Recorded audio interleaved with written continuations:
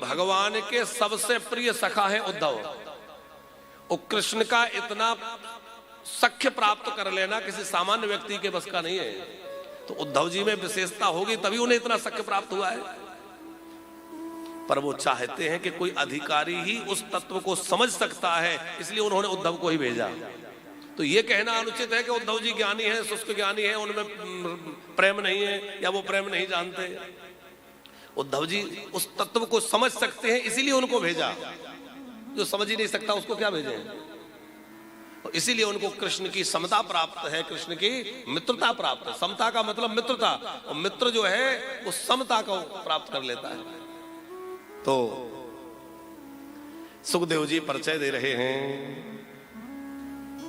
वृष्णीनाम प्रवरो मंत्री कृष्णस्य दयिता सखा प्रीतस्मै मणिं प्रावृष्यो बृहस्पतिर्साक्षात् उद्धवो बुद्धिसत्तमा। वृष्णीनाम प्रवरो मंत्री। वृष्णी वंशियों में एक बड़े ही प्रबुद्ध श्री कृष्ण के मित्र हैं जिनका नाम है उद्धव। उद्धवो बुद्धिसत्तमा। उद्धव जी जो है बुद्धि में बड़े श्रेष्ठ हैं। उन्होंने रोते हुए कृष्ण को आकर देखा, पीछे से आकर के कृष्ण को सहारा देते हुए हृदय से लगाकर कहा, कन्हैया सच बताओ हमारे प्रेम में ऐसी क्या कमी है कि जो आप रोते रहते हैं? आखिर क्या बात है, आप इतना दुखी क्यों रहते हैं? और जैसे उद्धव ने ये बातें कही तो उद्धव जी को हृदय से लगा लिया और रोते रोते कन्हैया ने कहा, उद्धव मोहि ब्रज बिसरत नाही, उद्धव मोहि ब्रज बिसरत नाही। उद्धव मुझे लगता है कि जब मुझे लौट कर जाना ही नहीं था तो मैंने क्यों झूठा झूठा अपनी मैया को कहा कि मैं लौट कर आऊंगा। वो दिन रात मेरी राह देखती होगी, मेरी प्रतीक्षा करती होगी। उद्धव पता है यदि मुझे गायों से लौटने में देर हो जाए तो मेरे बाबा व्याकुल हो जाते थे। मेरा कन्हैया नहीं आया, मैं गैया लेकर जाऊं तो मेरी गोपियां जो है वो अधीर हो जाती थी कि कब लौट कर आएंगे, इतना बड़ा दिन इनके बिना कैसे बीतेगा। अरे और तो और जब मैं निकल रहा हूं मेरा दर्शन करते करते गोपियों की पलकें गिरती थी ना, तो उतनी देर के लिए दर्शन में विघ्न होता था। तो वो कहती थी इस विधाता ने ये पलकें क्यों बनाई कि पलकें गिर करके कुछ देर के दर्शन का लाभ छूट जाता है। मुझे अपनी गायों की, गोपियों की, मैया बाबा की बहुत याद आती है। उद्धव जी ने कहा, देखो बालापन में बचपन में बहुत मित्र बनते हैं, छूट जाते हैं, पर ये तो नहीं कि जीवन भर उनके लिए रोता रहे कोई। अब आप राजा बन गए हैं, अब रोना धोना छोड़िए। श्री कृष्ण ने कहा, उद्धव मेरा एक नियम है, जो मेरे लिए रोता है मैं उसके लिए रोता हूं। यदि गोपियां मेरे लिए रोना छोड़ देंगी तो मैं भी उनके लिए रोना बंद कर दूंगा। तो तुम ऐसा करो, मेरे संदेश वाहक बन करके तुम चले जाओ और जाकर के मेरी गोपियों को, मैया बाबा को समझा के आ जाना। यदि वो रोना बंद कर देंगे तो मैं भी रोना छोड़ दूंगा, क्योंकि ये यथा माम प्रपद्यन्ते तांस तथैव भजाम्यहम् का भाव है। जो मेरे लिए रोएगा मैं उसके लिए रोऊंगा, जो मुझे याद करेगा मैं उसको याद करूंगा। उद्धव जी ने कहा कि क्या मेरी बातें उन गोपियों की समझ में आएंगी? अरे मुझे क्यों भेजना? यदि भेजना है तो संदेश ही भेजना है तो कोई पत्र लिखकर भेज दो। श्री कृष्ण बोले, उद्धव दिन रात मेरी राह देख रही होंगी गोपियां, उनको पत्र दे करके कैसे ढाढ़स बंधाया जा सकता है? तुम बुद्धिमान हो, तुम जाकर के समझाओ। और उद्धव जी को समझाते हुए कह रहे हैं, गच्छोद्धव व्रजं सौम्य पितॄणो प्रीतिमावह गोपीनां मदवियोगाब्धि मत संदेशैर्विमोचय गोपीनां मदवयोगाब्धिं मत संदेश विमोचय। श्री कृष्ण कह रहे हैं उद्धव, उन गोपियों ने सब कुछ मुझे ही अपना मान रखा है, अपना तन मन प्राण सब मुझ पर समर्पित कर रखे हैं, वो मेरी हैं। तामन मनस्का यत् प्राणा मदर्थे त्यक्त देहिका, मेरे लिए उन्होंने अपने लौकिक पारलौकिक सब भोग और सब त्याग दिए। ना उन्हें लोक की चिंता है, ना परलोक की चिंता है, ना उन्हें सुख की चिंता है, ना उन्हें भोगों की चिंता है। वो तो दिन रात मेरे याद में डूबी रहती हैं। मामेव दयितां पृष्ठम आत्मानं मनसा गता ये त्यक्त लोक धर्माश मदर्थे तान विभर्ययम् मदर्थे तान विभर्ययम्। मेरे लिए उन्होंने लोक धर्मों का भी त्याग कर दिया, वो सब कुछ मुझे ही मानती हैं। तो मेरे संदेश वाहक बन करके जाओ। तो उद्धव जी को संदेश वाहक बनाकर भेजा, वही रथ भेजा जिस रथ से श्री कृष्ण और बलराम वृंदावन से मथुरा आए थे। अपना पीतांबर दिया, काली कमली दी और मोर पंख दिया। पीतांबर क्यों दिया, काली कमली की क्या आवश्यकता थी? उद्धव जी ने कहा इन सब का क्या कारण है? तब श्री कृष्ण ने कहा उद्धव, जिसके सिर पर मोर मुकुट नहीं होगा उसकी ओर गोपियां देखना भी पसंद नहीं करेंगे।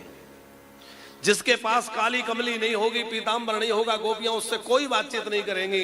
इसलिए तुम्हारे पास यह सब मेरे चिन्ह होंगे, मेरी पहचान होगी, तो गोपियों तक तुम्हारी पहुंच हो सकेगी। चले हैं उद्धव रथ लेकर के, और जैसे ही रथ यमुना जी के पास आया, यमुना जी को पार किया है, तो हर जगह कृष्ण का ही नाम है। नदी यमुना की धारा में, पक्षियों के कलरव में, भ्रमर के गुंजन में, मयूर की केका में, हर जगह कृष्ण ही कृष्ण नाम गूंज रहा है। उस कृष्ण नाम को सुनकर के उद्धव जी को लगा कि कोई इतना प्रेम हो सकता है कि कण कण से कृष्ण नाम प्रकट हो रहा है। सब जगह से एक ही आवाज आ रही है, वही मेरे श्याम है, वही मेरे श्याम है, वही मेरे श्याम है, वही मेरे श्याम है।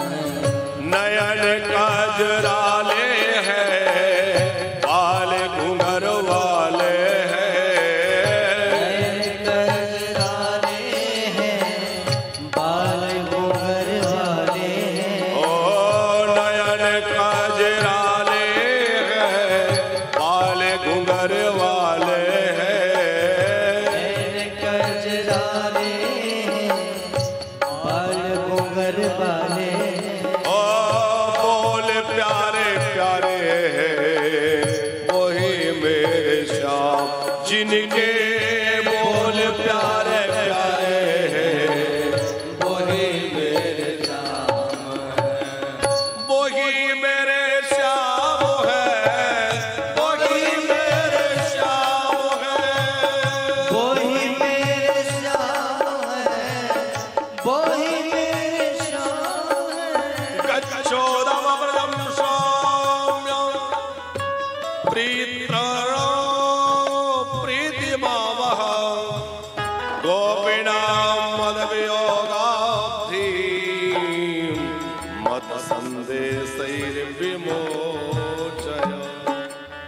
श्री कृष्ण ने कहा मेरा संदेश वाहक बनकर जाओ। उद्धव चले और सब जगह कृष्ण नाम गूंज रहा है। अच्छा, जब से श्री कृष्ण और बलराम गए हैं, गोपियां नित्य प्रति माखन उतारती हैं, छीके पे रखती हैं और मथुरा की ओर देखती रहती हैं, आएगा हमारा माखन चुराएगा, हमारा माखन खाएगा।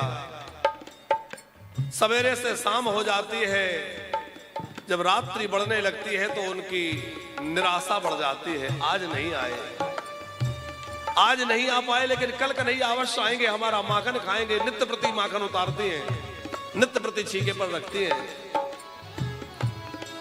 आज इतने दिनों के बाद रथ को आता हुआ देखा तो लगा हमारे कृष्ण आ गए, हमारे कन्हैया आए हैं। सब गोपियां दौड़ पड़ी, कन्हैया आया है, कन्हैया आया है, कन्हैया आया है।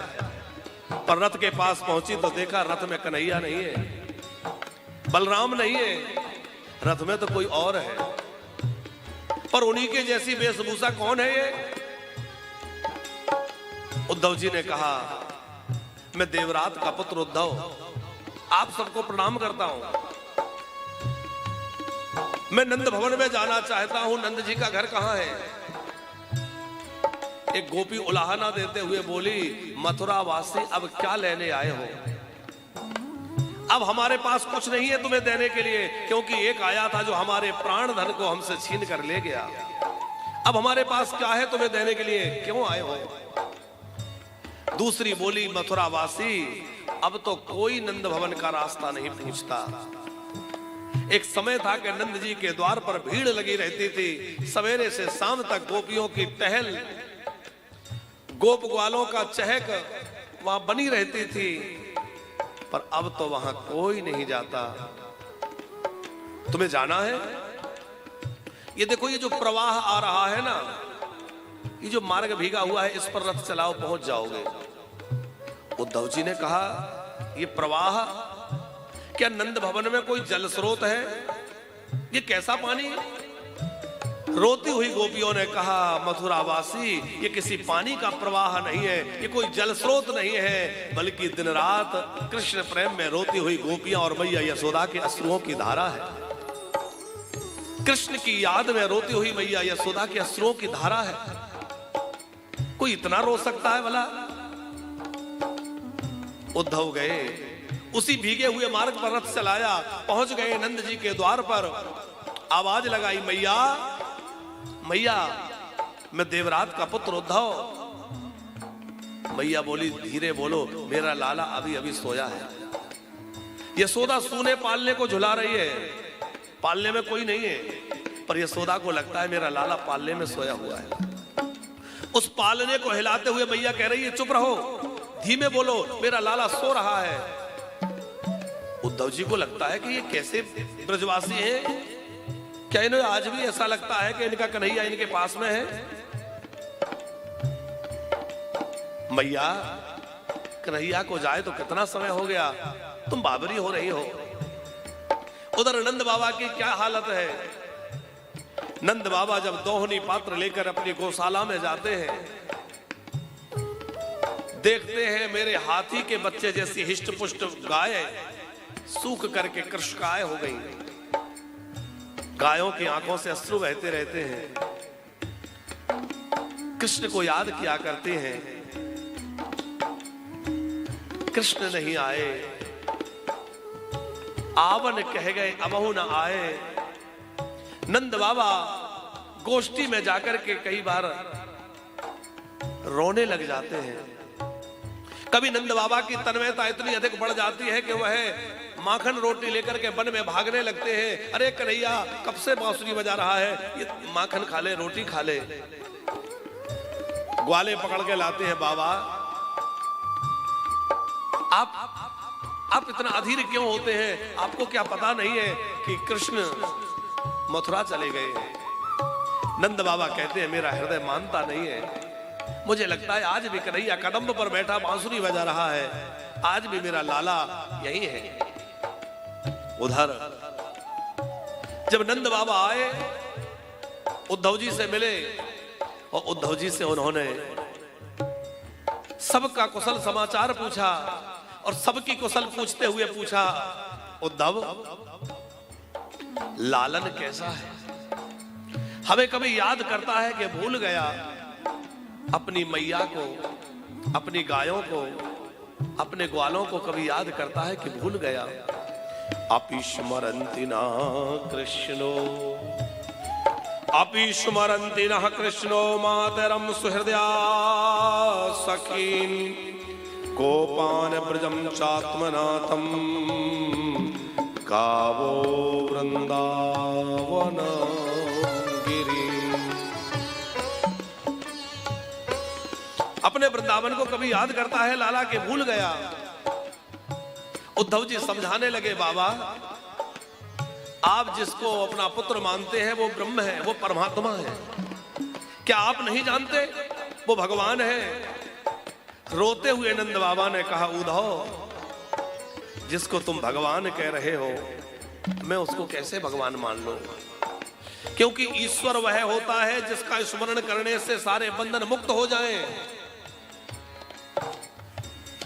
पर जिस कन्हैया को तुम भगवान कह रहे हो उसको उसकी मैया ने ऊखल से बांध दिया था, तो मैंने अपने इन्हीं हाथों से उसका बंधन खोला था। तुम कहते हो वो भगवान है, भगवान को तो भूख प्यास नहीं लगना चाहिए ना उद्धव? उद्धव तुम तो ज्ञानी हो, सच बताओ भगवान को भूख नहीं लगती ना? पर कन्हैया को मैंने कितनी बार अपनी मैया के सामने माखन के लिए रोते देखा है, माखन के लिए मचलते देखा है। मैं कैसे मेरा हृदय स्वीकार कर ले कि वो भगवान है, वो तो मेरा लाला है। अब तो बस पल पल उसी की याद आती है।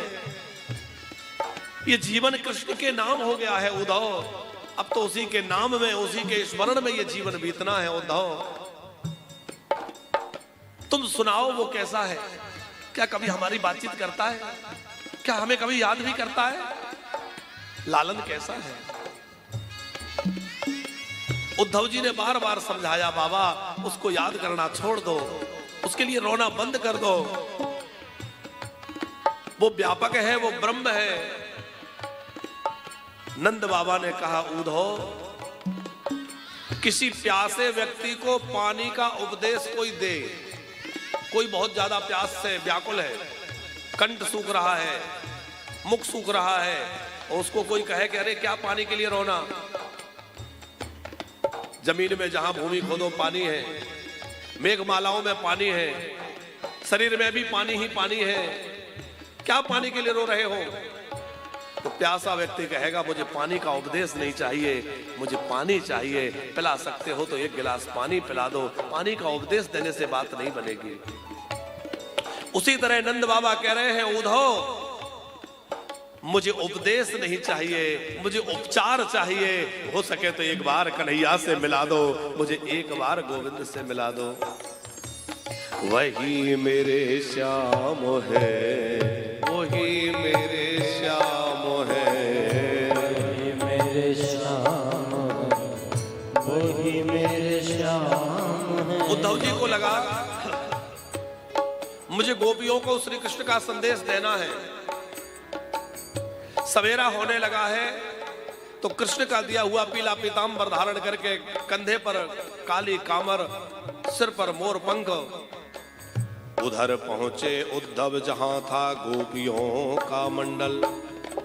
वहां थी शांत पृथ्वी, वायु धीमी, व्योम था निर्मल।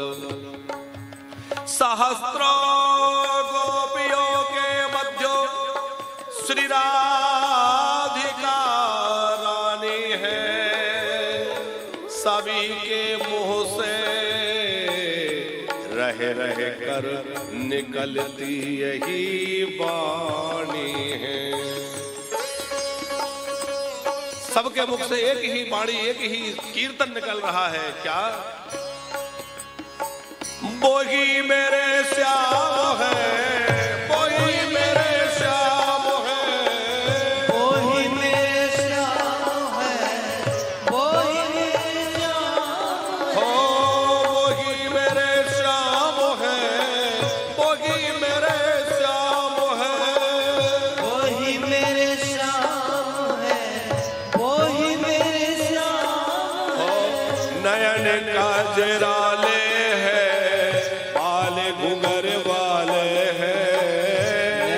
गजरारे हैं, बाल घूंघर वाले हैं। बोल प्यारे प्यारे हैं, वही मेरे श्याम। जिनके बोल प्यारे प्यारे हैं, वही मेरे श्याम। हो वही मेरे श्याम है, वही मेरे श्याम है, वही मेरे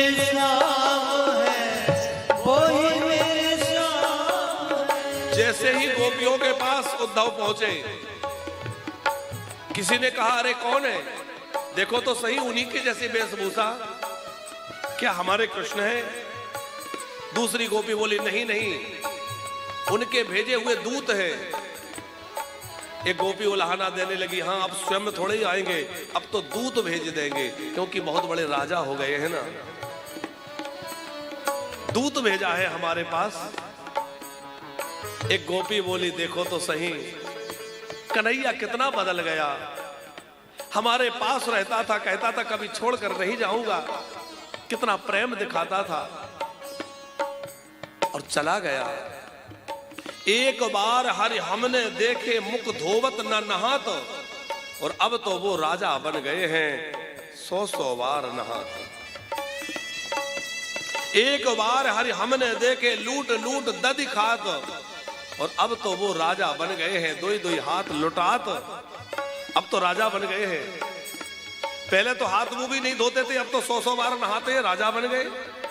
पहले लूट लूट हमारा दधि खाते थे, अब राजा बन के दोनों हाथों से लुटा रहे हैं। हमसे मिलने के लिए दूत भेजा है। उद्धव जी कुछ समीप पहुंचे, उसी समय एक भ्रमर गुंजन करते हुए गोपियों के पास आया, और गोपियों ने उद्धव जी से बात नहीं की, उस भ्रमर को संकेत करके भ्रमर की ओर बात कर रही है। उस भ्रमर से कह रही हैं, मधु के तब बंदो स्पर्शांगीम सब तल्या, कुछ विद्वित माला कुंकुम विसृण। अरे मधुप, मधुपान करने वाले मधुप, भ्रमर को कह रही है, क्या गुणगुण कर रहा है?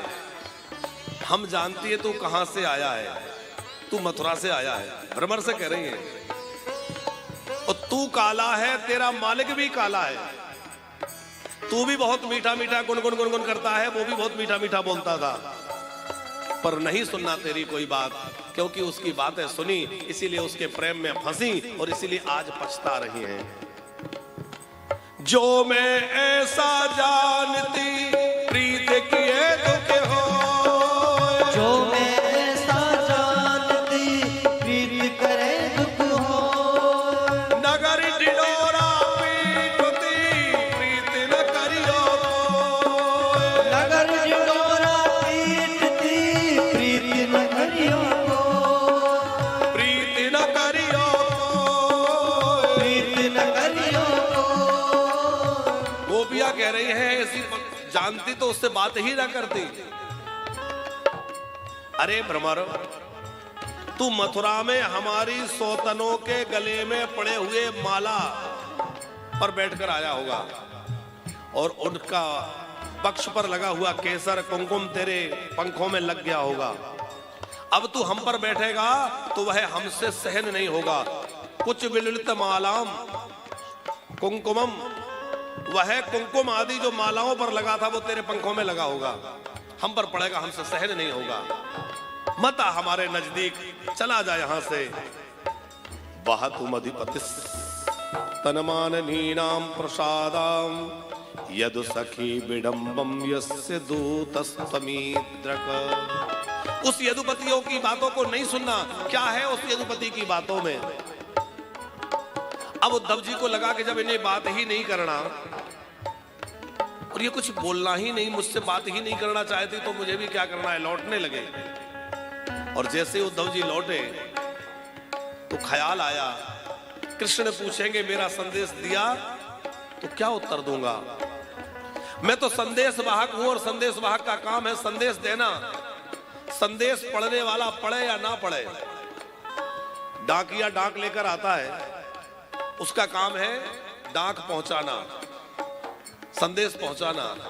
अब पढ़ने वाला पढ़ता है या नहीं पढ़ता है उसकी इच्छा है, पर मैं तो संदेश वाहक हूं, संदेश तो पहुंचाना है। फिर लौट कर आए, फिर गोपी ने फटकार लगाई, फिर आ गया, बड़ा ढीठ है तू। अरे तेरा स्वभाव भी उसी जैसा है। वह भी जब हमारे यहां माखन चुराने आता था ना, हम डांट कर उसको निकाल देते थे, उसको अपने घर से बाहर कर देती थी। चला जाता था लेकिन पीछे के रास्ते से फिर आ जाता था, कभी बुरा नहीं मानता था। लगता है तेरा स्वभाव भी बिल्कुल वैसा है। अरे मधुप किम हवौ षडंग्रे गायसि त्वं यदूनाम्। पंकज जी गोपियां कह रही है, अरे षडंग्रे, षडंग्रे माने 6 पंख वाले। मधुप को 6 पंख होते इसलिए कह रही है किम हवौ षडंग्रे गायसि त्वं यदूनाम्। अरे 6 पंख वाले भ्रमर उस यदुपति के गुणों को क्या गा रहे हो? क्या है उसके गुणों में? हम जानती हैं उसके गुणों में क्या है। अधिपतिम गृहाणाम अग्रतो न पुराणम। पुराण आदि में उनके प्रसंग भरे पड़े हैं। बेचारे बाली ने क्या बिगाड़ा था, पर उस बाली को व्याध की तरह छुपकर बाण मारा। बलि तो अपना सब कुछ देना चाहता था, पर उस बलि को बांध करके पटक दिया। उद्धव जी तो सर पकड़ने लगे कि मैं तो सोच रहा था ये कुछ जानती नहीं है, ये तो ये सब जानती है कि वही राम है, वही वामन है और वही कृष्ण है, ये उस तत्व को जानती हैं।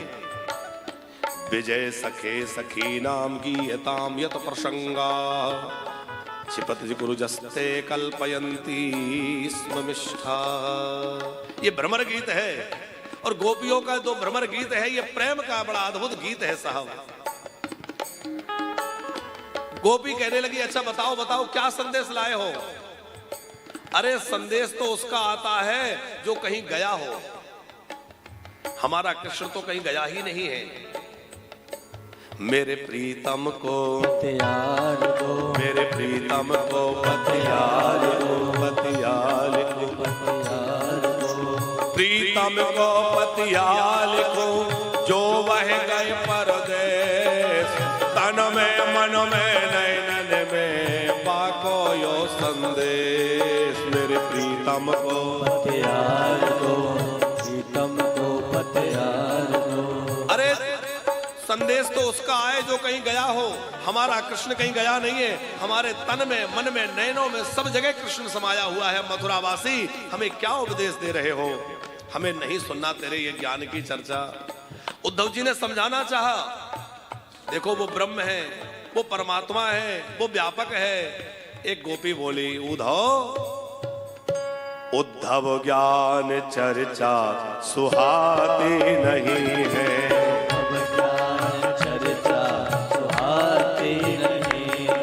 बिना कृष्ण दर्शन के शांति नहीं है। कृष्ण दर्शन की शांति नहीं है। उद्धव ज्ञान चर्चा सुहाती नहीं है। उद्धव ज्ञान चर्चा सुहाती नहीं है। उद्धव ज्ञान चर्चा सुहाती नहीं है। उद्धव ज्ञान चर्चा सुहाती नहीं है। कन्हैया कन्हैया पुकारा करेंगे। कन्हैया कन्हैया पुकारा करेंगे। लताओं में ब्रज की गुजारा करेंगे। लताओं में ब्रज की गुजारा करेंगे। कहीं तो मिलेंगे वो बांके बिहारी। कहीं तो मिलेंगे वो बांके बिहारी। उन्हीं के चरण चित लगाया करेंगे। कन्हैया चर्चा सुहाती नहीं। कन्हैया कन्हैया पुकारा करेंगे। ओ कन्हैया कन्हैया पुकारा करेंगे। कि श्याम नाम की औषधि खरी विधि से खाए, अंग पीड़ा उपजे नहीं, महारोग मिट जाए। गोपियां कह रही है, हम तो बस कृष्ण कृष्ण कृष्ण पुकारते पुकारते जीवन बिता देंगे। हमारा तो कृष्ण ही जीवन है, कृष्ण ही हमारा धन है। उद्धव हमें 8वां याम, उद्धव हमें श्याम से ही काम है। हे उद्धव, हमें क्या ज्ञान की बातें पढ़ा रहे हो? बावनकर जी, उद्धव जी से गोपी ने एक बड़ी अद्भुत बात कही। कि तुम कह रहे हो व्यापक है और व्यापक का वियोग संभव नहीं है, ये बतला रहे हो। तो जब वो व्यापक है तो वियोग नहीं है, और जब वियोग नहीं है तो संदेश कैसा? तो एक और तो उसकी व्यापकता कह रहे हो, दूसरी ओर संदेश लेके आ रहे हो। तो या तो ये कह दो कि व्यापक है, या कह दो कि वो चला गया है तो संदेश लेकर आया हो। उद्धव, तुम बातें तो कर रहे हो ज्ञान की, पर जी रहे हो अज्ञान में। उद्धव, तुम्हारा ये ज्ञान अभी पूरा नहीं हुआ है। उद्धव ने गोपी के चरणों की रज उठा करके मस्तक पर लगा ली। वंदे नंद व्रज स्त्रीणाम पादरेणु भीषण सहा तासाम हरिकथोदगीतो पुनन्तु भुवन प्रियम। ब्रज की रज, उन गोपियों के चरण रज को उद्धव ने मस्तक पर धारण कर लिया। उस रज को प्रणाम कर रहे हैं। धन्य है ये ब्रजवासी, धन्य है तुम्हारा प्रेम। तुम्हारे प्रेम का क्या कहना। उद्धव ज्ञान चर्चा सुहाती नहीं है, उद्धव ज्ञान चर्चा सुहाती नहीं है। बिना कृष्ण दर्शन के शांति नहीं है, कृष्ण दर्शन की शांति नहीं है। बिना कृष्ण दर्शन के शांति नहीं है, कृष्ण दर्शन के शांति नहीं है। उद्धव ज्ञान चर्चा सुहाती नहीं है, उद्धव ज्ञान चर्चा सुहाती नहीं है। उद्धव ज्ञान चर्चा सुहाती नहीं है, उद्धव ज्ञान चर्चा सुहाती नहीं है, सुहाती नहीं है, सुहाती नहीं है। वो प्रेम दीवाना, हमें प्रेम दीवाना, हम प्रेम दीवानी हैं, वो प्रेम दीवाना। एक उद्धव हमें ज्ञान की चर्चा न सुनाना। है उद्धव हमें ज्ञान की पोथी न सुनाना। वो प्रेम दीवानी हो, वो प्रेम दीवाना, हम प्रेम दीवानी हैं वो प्रेम दीवाना। उद्धव जी कहने लगे, हे विधाता, अब की बार ऐसी कृपा करना कि मैं इस ब्रज में कोई औषधि बन जाऊं, कोई लता बन जाऊं। मनुष्य न बन पाऊं तो इस ब्रज की कोई लता पता मुझे बना देना। आप जानते हैं ब्रजवासियों का प्रेम कैसा है। एक समय देवर्षि नारद ब्रज में पधारे। नारद जी जब ब्रज में पधारे तो गोपियों से मिले, और गोपियों से मिलकर, पंकज जी बहुत अच्छी कथा है। अब आज ठाकुर जी के विवाहों की कथा तो सुनेंगे ही, थोड़ा ब्रज के रस की कथा। आप ब्रज में बैठे हैं। नारद जी ने गोपियों से कहा कि अरे बड़ा बुरा हुआ कि कृष्ण तुम्हें छोड़कर चले गए, ये तो ठीक नहीं हुआ। गोपियों ने कहा, अरे देवर्षि, आप तो महात्मा हैं, आप इतना नहीं जानते कि कृष्ण हमें छोड़कर कहीं नहीं गए। कृष्ण तो हमारे साथ में ही है, हमारे सदा सर्वदा साथ रहते हैं, वो एक क्षण के लिए भी हमें से दूर नहीं होते। तो नारद जी ने कहा, यदि ऐसी बात है तो सामने दिखाओ, कहां है वो। तो गोपियों ने स्मरण किया, और गोपियों ने जब स्मरण किया तो तुरंत जो है उसी रास मंडल में श्याम सुंदर प्रकट हो गए, मुरली मनोहर सरकार प्रकट हो गए और दर्शन दिया। कहा कि मैं इन गोपियों से, इस ब्रजमंडल से, ब्रजभूमि से दूर नहीं हूं, मैं तो इन्हीं के बीच में हूं।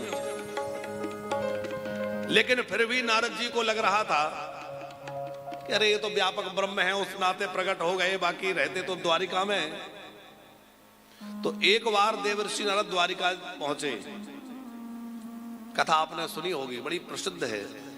और जब नारद जी द्वारिका पहुंचे तो देखा कि श्री कृष्ण जो द्वारिकाधीश हैं वो कुछ अस्वस्थ हैं।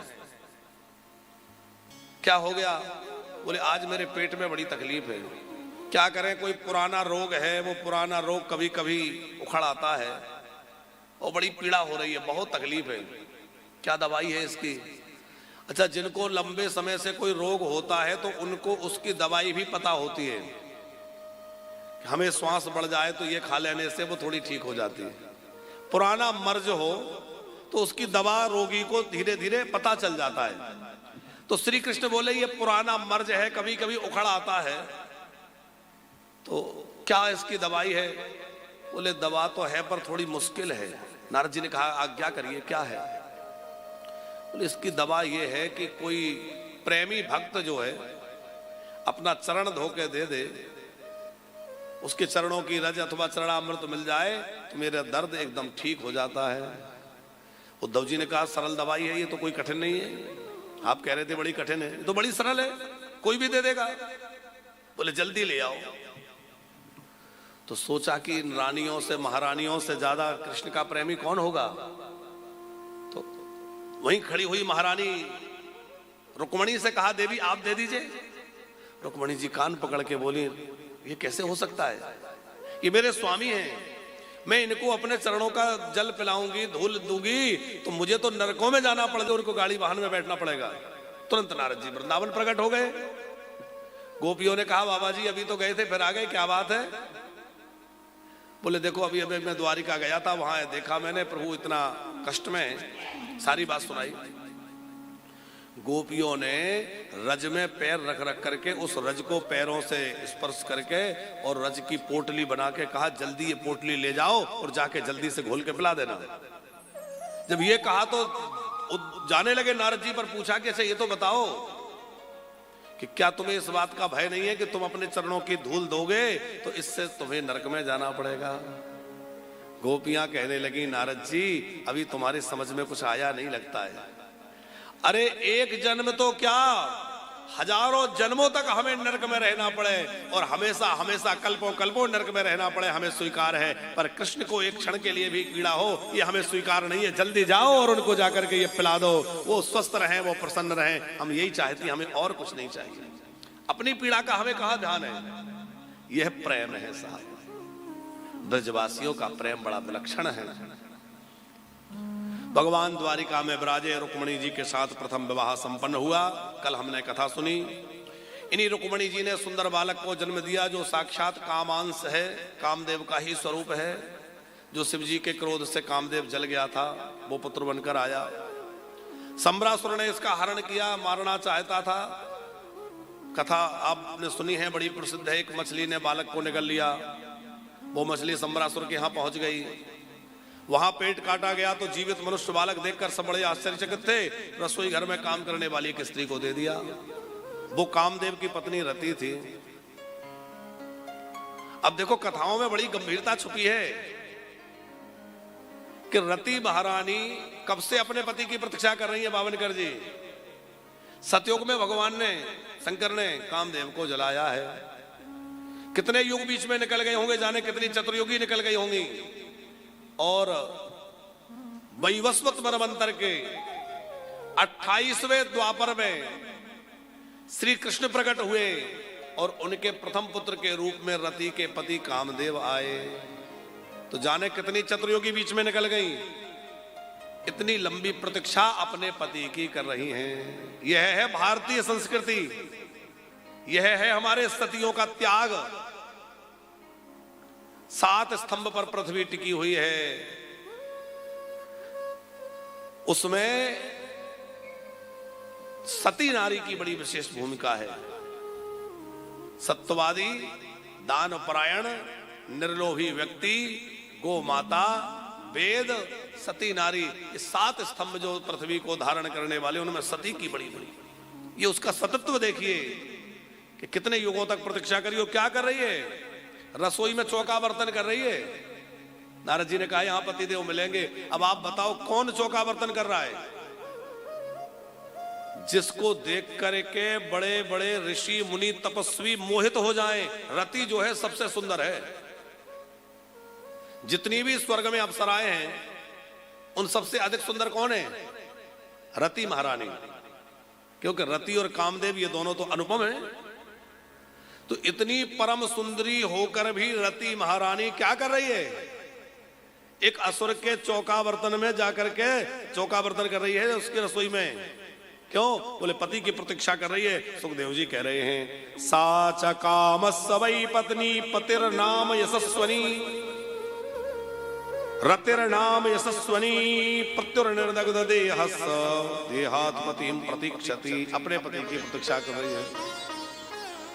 ये हमारे भारतीय सनातन संस्कृति है। विदेशों की संस्कृति अलग है। विदेशों की हालत तो हम सब देख ही रहे हैं। बावनकर जी विदेश में कोई महात्मा गए, उन्होंने देखा कि कोई एक स्त्री एक चबूतरे के पास बैठी है और एक पंखा लेकर के और चबूतरे को हवा कर रही है। तो किसी से पूछा कि ये अकेली बैठ के ये चबूतरे को हवा क्यों कर रही है? बोले ये इसके पति का स्थान है, यहाँ इसके पति को दफनाया गया है, तो ये उसका चबूतरा है, उसको हवा कर रही है। और महात्मा के अंदर बड़ी श्रद्धा जमी कि बताओ विदेशों में भी ऐसी सती नारियां हैं। हम तो सोच रहे थे भारत में ही ऐसी सती होती हैं, ये विदेश में ऐसी नारी हो सकती है। महात्मा ने जाकर के दंडवत किया। वो बोली कि महाराज दंडवत क्यों कर रहे हो, प्रणाम क्यों कर रहे हो?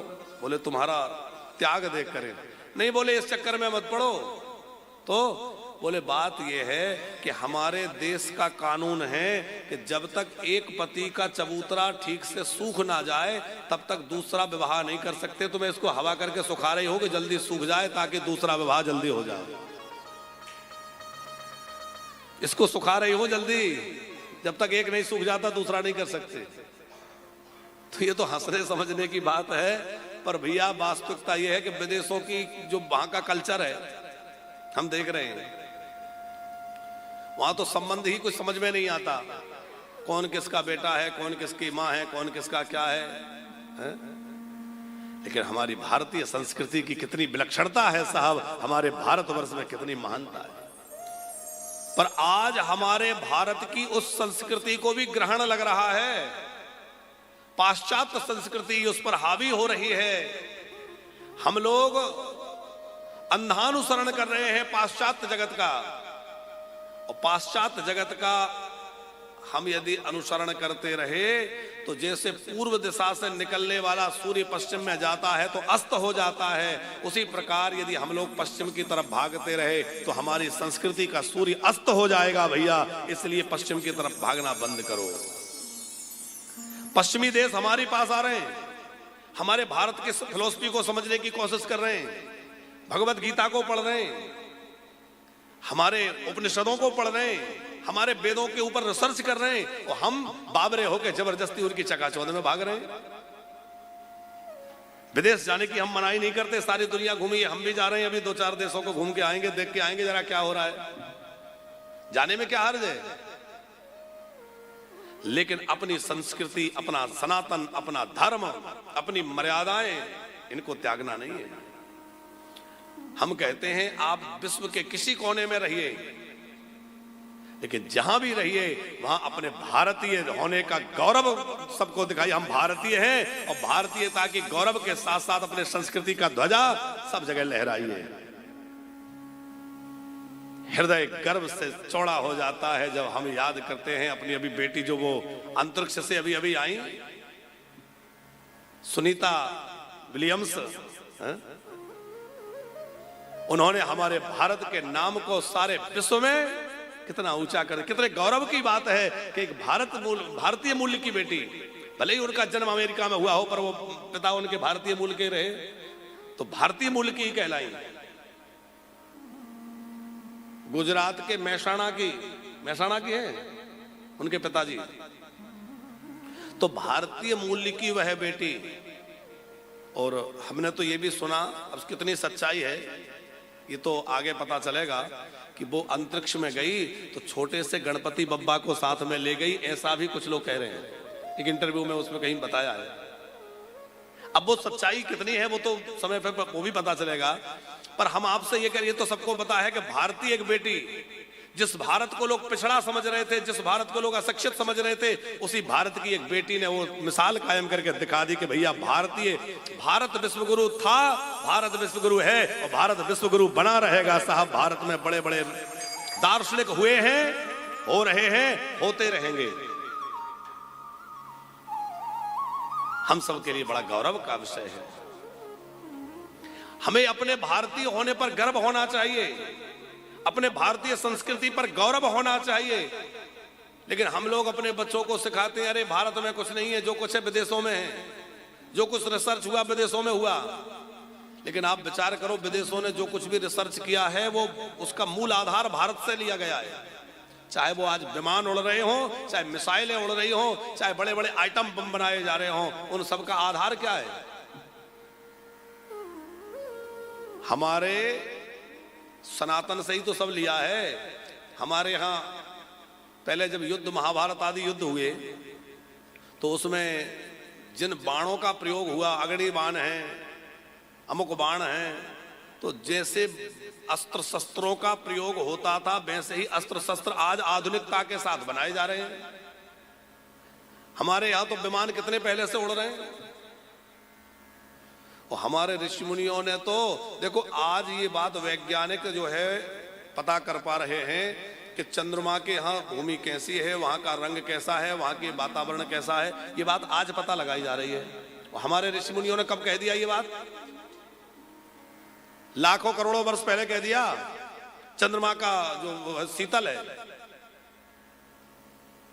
मंगल ग्रह जो है वो लाल रंग का है, ये हमारे महर्षियों ने कितने पहले कह दिया। रिसर्च में अब ये चीजें स्पष्ट हो रही हैं, प्रमाणित हो रही हैं कि हाँ, मंगल का आकार तिकोना है, मंगल के यहाँ की भूमि रक्त है, लाल लाल है। हमारे महात्माओं ने, ऋषियों ने तो कितने पहले कह दी कि वहां लाल रंग का, हमारा मंगल का रंग लाल है। अभी सनातन की जिन बातों को विज्ञान नकार रहा है वो झूठी है, ऐसा नहीं है, बल्कि विज्ञान वहां तक पहुंचा नहीं है। जिस दिन विज्ञान वहां तक पहुंच जाएगा तो वो जानेगा कि भारतीय दर्शन में जितनी बातें कही जाती हैं वो सब वैज्ञानिक हैं और सब प्रमाणिक हैं। हमारे यहां जितनी जो बातें कही जाती हैं। अच्छा, एक बात बताओ, वैज्ञानिक लोग बहुत अरबों खरबों के यंत्र लगा के बड़ी कठिनाई से ये पता करते हैं कि ग्रहण कब होगा, सूर्य ग्रहण, चंद्र ग्रहण, ग्रहों की दशा, ग्रहों की गति है। और हमारे ज्योतिषी लोग 50 रुपए के पंचांग को देख के बता दें, बोले इतने बजकर इतने मिनट पर ग्रहण शुरू होगा और इतने बजकर इतने मिनट पर ग्रहण समाप्त होगा। आप घड़ी मिला लीजिए, उसमें 10 मिनट का, 5 मिनट का, 2 मिनट का अंतर नहीं आ सकता। अरे ये तो आपने सबने देखा होगा कि नहीं? यदि ठीक से कोई पंचांग का सटीक देशांश, अक्षांश वगैरह है तो वो आपको एकदम प्रमाणिकता के साथ सटीक समय देगा कि इतने बजकर इतने मिनट पर ग्रहण प्रारंभ होगा, उतने ही बजे प्रारंभ होगा। आप मशीनों से चेक करा सकते हैं। तो हमारा भारतीय दर्शन कभी कमजोर नहीं रहा, बड़ा उन्नत विज्ञान हमारे भारतीय ऋषियों का रहा है। हमें अपने भारतीय होने पर गर्व होना चाहिए, अपनी संस्कृति पर गर्व होना चाहिए, और हमें अपने संस्कृति के रक्षण के लिए सदा सजग रहते हुए एक सजग प्रहरी की तरह अपने धर्म और संस्कृति की रक्षा के लिए। अब हम लोग ही छोटे छोटे कपड़े पहन के घूमेंगे तो कहां संस्कृति बचेगी? बड़ी विचित्र स्थिति है। छोटे कपड़े पहनने को लोग मॉडर्न समझते हैं, जितना कपड़ा छोटा उतना अधिक मॉडर्न। हमें बड़ा आश्चर्य लगता है, इससे ज्यादा मॉडर्न तो हमारी भैंसिया है? वो तो बिल्कुल नहीं पहनते। अरे भाई, कम कपड़े पहनने से ही लोग मॉडर्न होते होते तो पशु पक्षी ये तो बिल्कुल पूरी तरह से मॉडर्न पहले से ये बेचारे पहनते ही नहीं। और हम लोग जो पहले यदि ये कहा जाए कि आदि मानव युग, तो फिर हम तभी अच्छे थे। अब फिर हमने पहले पहनना सीखा और फिर उसको छोड़ रहे हैं, तो फिर पहनना ही क्यों सीखा? क्या करना है? पशुओं में और हम में क्या अंतर रह जाएगा?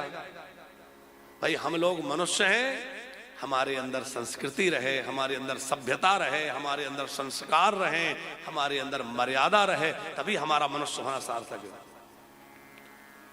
बड़ी विचित्र स्थिति है पंकज जी, लोग सड़ा और बासा खाना खाएंगे, उसको तो समझेंगे हम मॉडर्न हैं। वो क्या पिज्जा बर्गर जाने क्या क्या कितने दिन का बना, कहां कहां का लोग, उसको बहुत अच्छा है। और ताजा बढ़िया दूध मक्खन खिलाओ, बढ़िया भोजन कराओ, तो बोले अरे ये तो सब पुरानी बातें। बड़ा विचित्र समय है। बावनकर जी, आपको याद होगा रात का पानी लोग सवेरे नहीं पीते थे, बोले बासा हो गया। अब बोतलों में भरा महीनों का रखा है, उसको बहुत फ्रेश मान रहे हैं। है? ताजा दूध पीने वाले लोग बोतलों में रखा महीनों का दूध पी रहे हैं, महीनों का पानी पी रहे हैं, महीनों पुराना रखा भोजन सड़ा गला बसा जाने क्या खा रहे हैं, और उसको लोग मॉडर्न होना समझ रहे हैं। भैया चाहे जितना आगे बढ़िए, आगे बढ़ना बहुत अच्छा है, चाहे जितना आगे बढ़िए, हम मना नहीं करते, पर जिसको पाना है उससे आगे मत निकल जाइए।